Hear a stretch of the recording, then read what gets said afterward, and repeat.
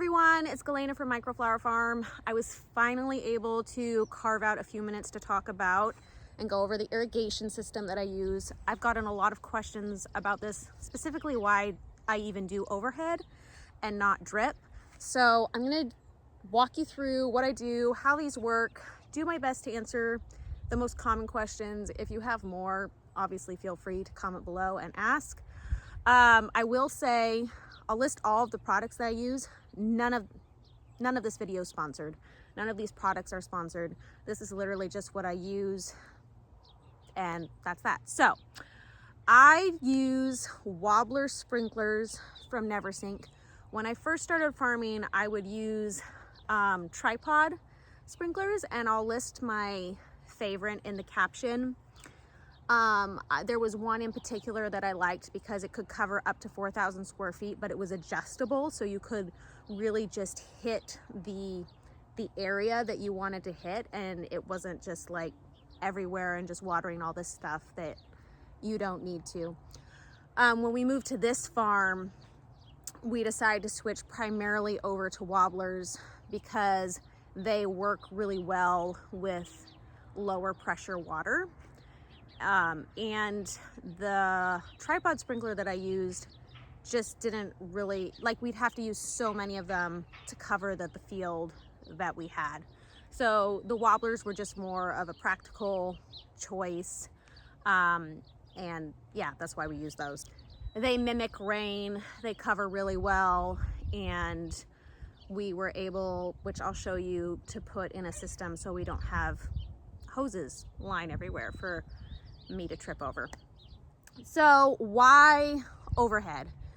Well, a few reasons, and I'll just caveat this by saying I have nothing against drip at all. By all means, if like that's your preference, go for it. I think there's a lot of different ways to water.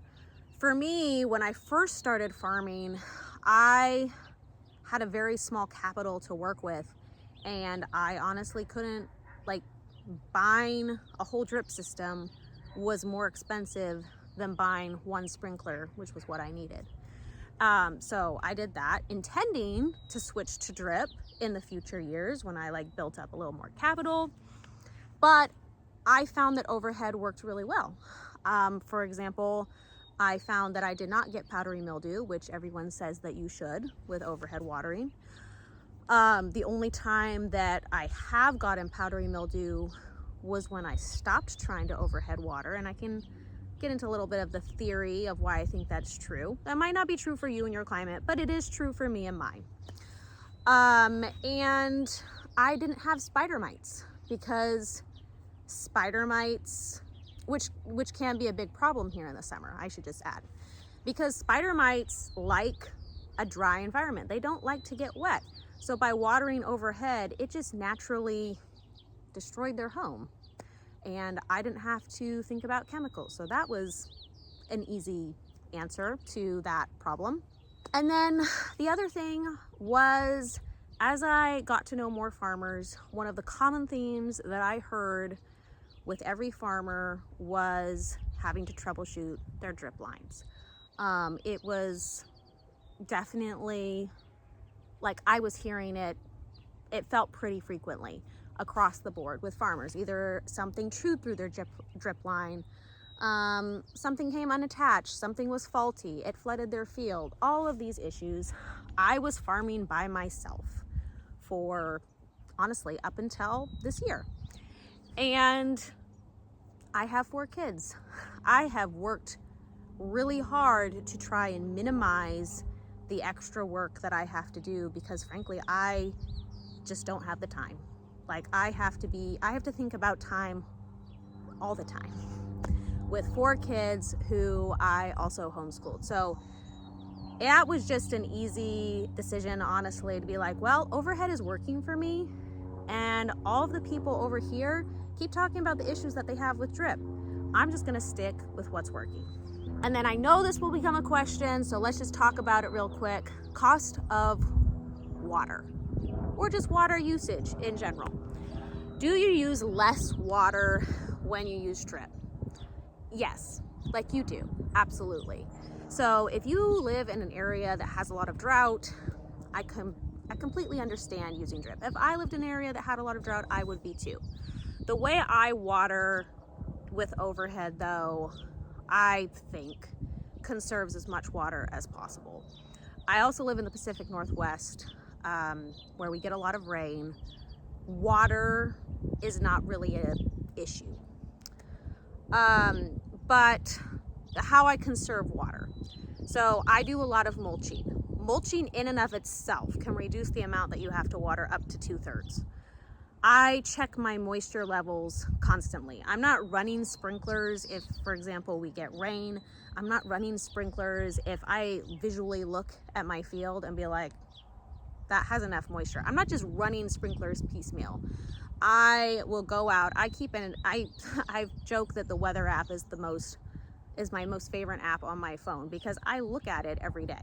That might seem like a lot of work to some people, but to me, that's just part of farming, period, because weather patterns change. I grow so many flowers that I overwinter. I have to know when I need to cover them, when I need to not cover them. Checking the weather, checking rainfall, that's just part of how I view farming. So to me, it doesn't feel like an extra step, really. So I do a lot of mulching. And then the big one that I always get is like, well, if you overhead water, the water evaporates in the sun and you lose this water and you're not using it. And yes, I totally can see that, which is why I water at night.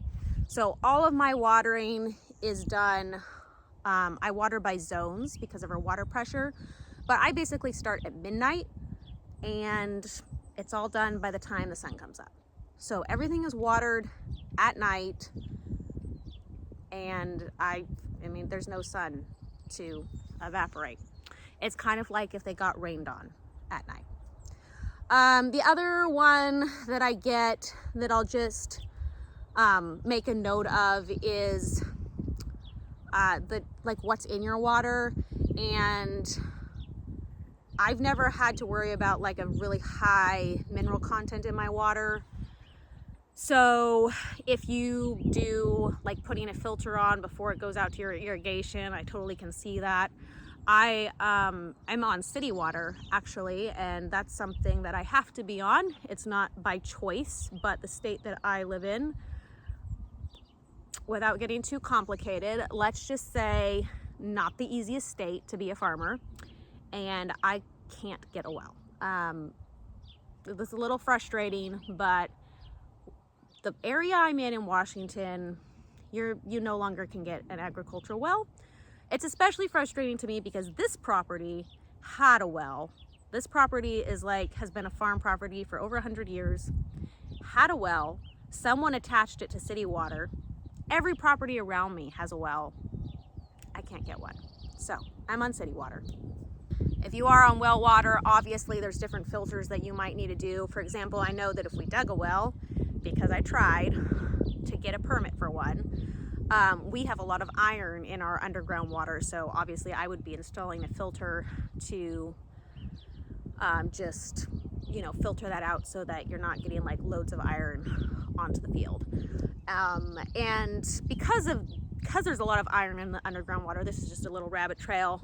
My soil test comes back with a ton of iron. So one of the things that we did when we moved in was we applied a bunch of lime to help raise the pH of the soil and kind of bind up that iron so we didn't get an iron toxicity. But that's like another video, another boring video, honestly. I don't know how many people geek out about soil tests. But back to the system. Hopefully that answered some of your questions, and I'm going to show you how we use the system. So normally with these never sink wobblers, you just use one. This is like a riser right here, and then we have 3/4 inch tubing that runs between each one. So normally you would use one or possibly two risers. We experimented last year and we figured out that we could use less wobblers and they covered more if we added a third riser. So we actually jerry-rigged it. So we have 3 risers attached to an 8-foot T-post. And then we do 4 per section. So there's 1, 2, 3, and then 4 there. And they are every 5 rows down our field. Now, could those be further apart? Yes, we could have gotten away with doing 3 a row.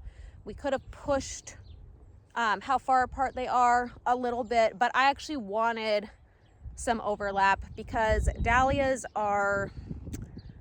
they're heavy feeders. I'd rather that if I'm watering, they have a little bit more water as they're growing than a little bit less. So we do 4 per row, every 5 rows, and then we run each section on its own. And that's just because of our water pressure. We can't really run 2 at a time. So this year, we put in a water line down the length of our field. And this was really to make it more practical, but also just to limit the amount of hoses that we needed. So we just hooked it up to the water by our barn. And then every place, and this was a little bit overkill, but honestly, I'm really glad that we did it because it was just like an extra few bucks per thing. Every place where we have a section, we installed a spigot. So every single row of Wobblers has their own spigot, and we use timers. And I swear by timers, honestly. If I did not use timers on my irrigation, I would either flood my field or kill my field. Like, that is 100% true. So these are super simple battery powered timers. You can do rain delay on them. You can set them to like every 1 day, every 2 days. If it looks like we're gonna get more than 2 days of rain in a week, I actually just come through and I turn them all off because we don't need water. And then usually I stop watering in my climate beginning of October. I'll just come through and turn everything off so the dahlias can start winding down. So you can set these as an auto, which is what we have currently, or you can do a manual, which I'm gonna do. And if you do a manual, it auto selects to 10 minutes, but you can make that go less, you can make that go more, and that will just turn the sprinklers on right now. So it just clicked. You can hear it click. And then I'm already getting hit, so they do overrun the pathways, but that was on purpose. So you can kind of see them start to go. And the coverage is honestly pretty good. And then if you wanted to turn the manual off, you just flip it to off. It takes about a second, and then that's off. So during our normal summer, we don't get a ton of rain anymore. We used to when I was younger, but we don't really.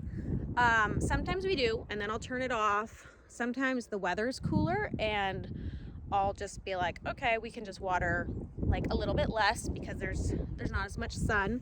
Right now, we just went through a mini heat wave.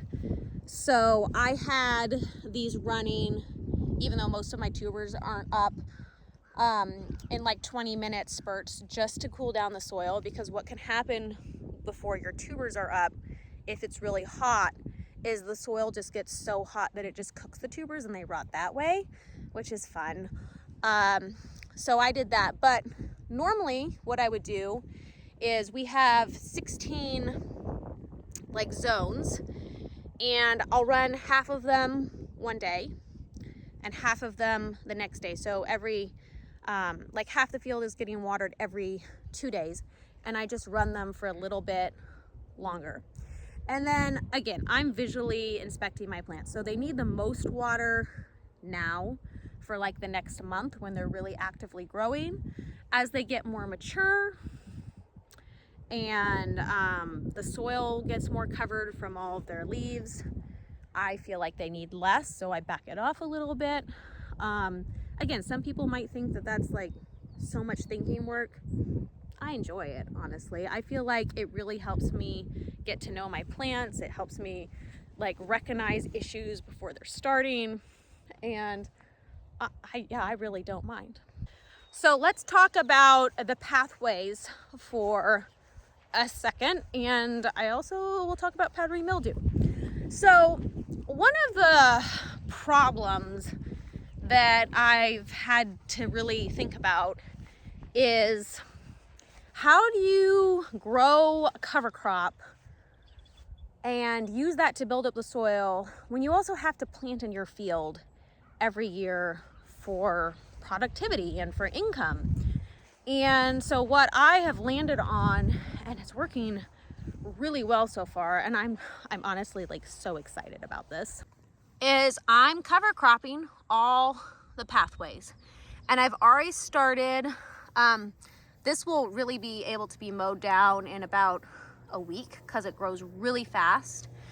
But this is the other benefit, is like if I'm growing a cover crop in the pathways, I also actually need that watered. And growing a cover crop means that I don't have to pay to have compost brought in, which may or may not be good compost. If you ever gotten a bad batch of compost, you know what I mean. I can build my soil. I can have living pathways, support microbial life, and honestly, it looks pretty good. So this one is Teff, and I also trialed oats, but I'm pretty sure I'm gonna stick with Teff. Cover crops in my area are complicated. Some of them are just way too happy. For example, I'm like past the point where I would purposely plant clover. It really likes here, and it spreads very easily. So Teff I was excited about for a few reasons. It's a cereal crop, and one of its cons is that you have to sow it in a very particular way. But for me, that was actually a pro, because the way you have to sow it is on a hard, packed dirt bed. I had to come in here to try and mitigate the noise of all the planes flying overhead. We're like, I don't know, 20 minutes from a really big airport, so we get a lot of plane traffic. But the other good thing about Teff is that it winter kills at like 32 degrees, and it doesn't self-seed easily. So those are two things that I really, really wanted, because like I said, a lot of cover crops are just way too happy here, and they'll self-seed, and then you have a weed problem. In fact, currently I have a buckwheat weed problem out there because I didn't get to some of it in time last year. Thankfully, that one's easy to pull, but rye, clover, not easy to pull once they start spreading. So that was the other reason I wanted Teff. And the third and fourth is that it's a really good weed suppressant. It really outcompetes weeds really well. It handles traffic really well, and it's drought tolerant, which is great. So all that to say, that's why I cover cropped. Same rain here though. Let's check out the sweet peas. These ones are actually starting to set seed, which is great because I plan on collecting a lot of the seed this year. But I don't know if you can see, but like this whole 120 foot, like I have a whole 120 foot row of it just all the way down. And then all the pansies, a bunch of carnations down there, they're starting to bloom. Oh, and the Hoophouse Dahlias. Someone was asking me about how those were doing. They are blooming. I already cut some of them off, but there's a few new blooms that I'll show you, and a whole bush of them that's about ready to bloom. So there's one. There's another. Man, I love this one. Anyway, look at all of these. So I have like 1, 2, 3, 4. I have probably at least 20 on this bush ready to bloom. This was like a small tuber clump, FYI. This one was a plant that I pinched. So this one has currently like 3. But yeah, I really like that color. It's just, I've talked about this before. The head is wobbly. Look at that. So if you follow me on Instagram, you know I've talked about the seedling before. And I love everything about the seedling, except that. It's just frustrating. Anyway, but she's gonna stay at least on my farm. But that's the heartbreak of hybridizing, I will say, because seriously, her tuber production is good. She's actually a really good seed producer, which is not common in dahlias. She makes a lot of flowers. Her tubers store really well. Her color, I personally love. I mean, not everybody might love it, but I sure do. She checks all of my boxes except stupid head wobble. So that's just the way it goes. There's our field. By the way, all the straight T-posts, like these straight lines, that is 100% because of my husband and not because of me. All those little white markers are variety switches in tubers. Oh, and here you can see what I meant. We have so much buckwheat that we're going through and pulling, and then we're mulching with the cover crop once we get this initial weeding done.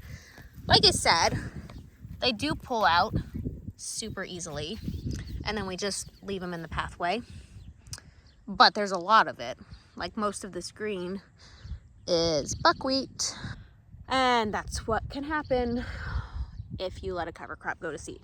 So another reason why I'm super excited about the Teff, because like I said, the con of it is that you need to sow it on a hard surface, but it just doesn't self-seed easily at all. Yeah, I'm gonna keep showing this.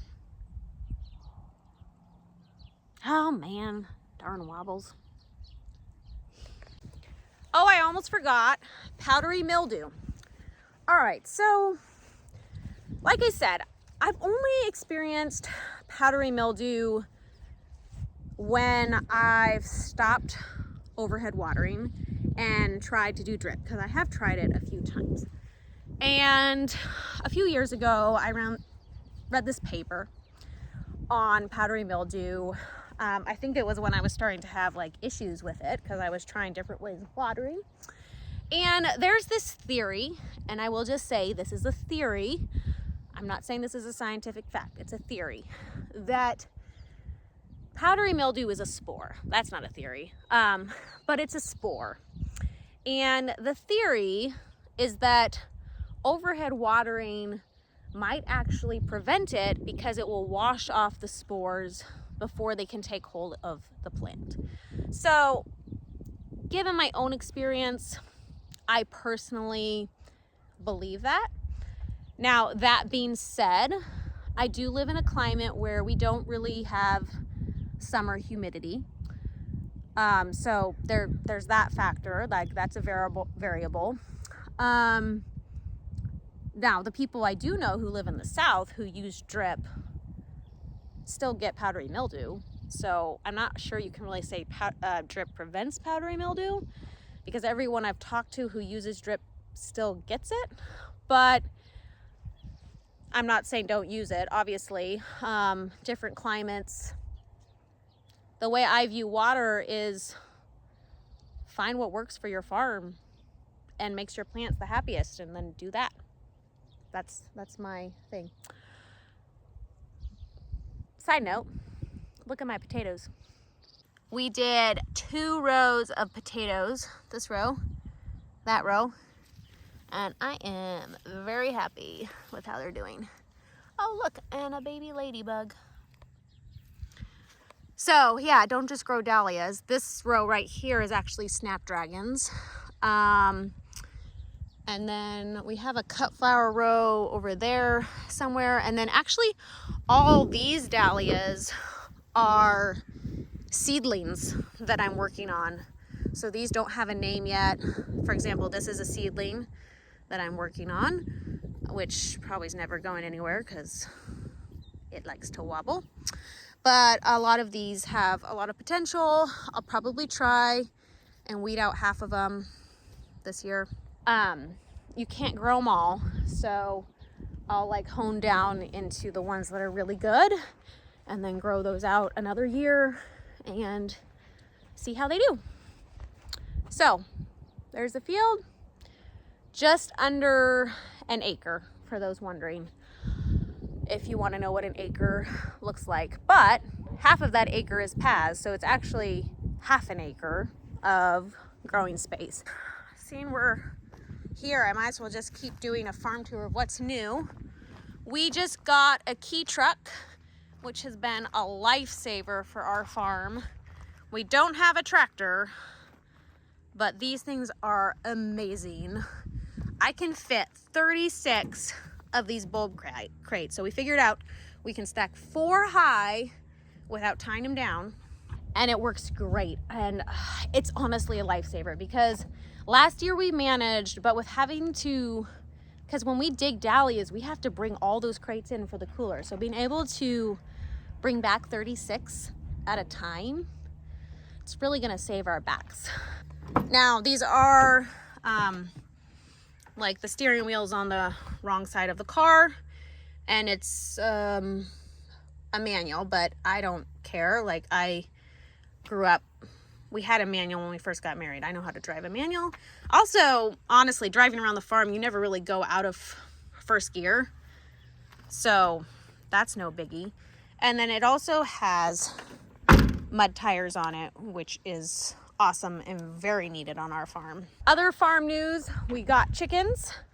Didn't get them for the eggs, actually. I know everybody's like, oh, you got chickens. I could care less about the eggs. In fact, if I was gonna get chickens for the eggs, and this is nothing against people who do, I would actually just buy them from a farm that lives 2 minutes from me who raises them for the eggs. But we got them to clear out weeds. So I'm actually super stoked about that, because chickens are incredibly destructive and I'm counting on it. I'm just going to literally stick them in places that I want to work on eventually, but I don't have time to, and just let them clear it for me. So I'll do a video on that later. But I'm really excited for it because they're gonna save me so much work. Honestly, we got 15 chickens though, and I think we might end up closer to 60 eventually, because now that my husband and I are like, oh, like they could clear stuff for us, we're like, there's a lot of places that we could put them to work on, and they would just think that's the greatest thing ever. We also both grew up taking care of chickens, so we know all about it. We just didn't get them for a long time because we knew all about it and we didn't really want to do it, but now we do. They're in their awkward teenager phase, but they're cruising. So that's our little irrigation overview. If you have any comments or questions about how we do it, let me know in the comments. I'm always hesitant to say how long we run them for, because I feel like the number of minutes is really so dependent upon climate and where you are, and even like what your temperatures are that week. So I try not to give that advice too much, because what works for me might not be what works for you. Like, it might be too much water, especially if you have like a lot heavier clay soil that retains water a lot more, or if you have sandy soil, you might need a lot more water. But I'll link what I use below. And then if you want to do drip, I don't really have experience in making that work, but Drip Depot is a really good place to buy drip stuff from. So I'll link that too if that's how you want to water. And thanks for watching.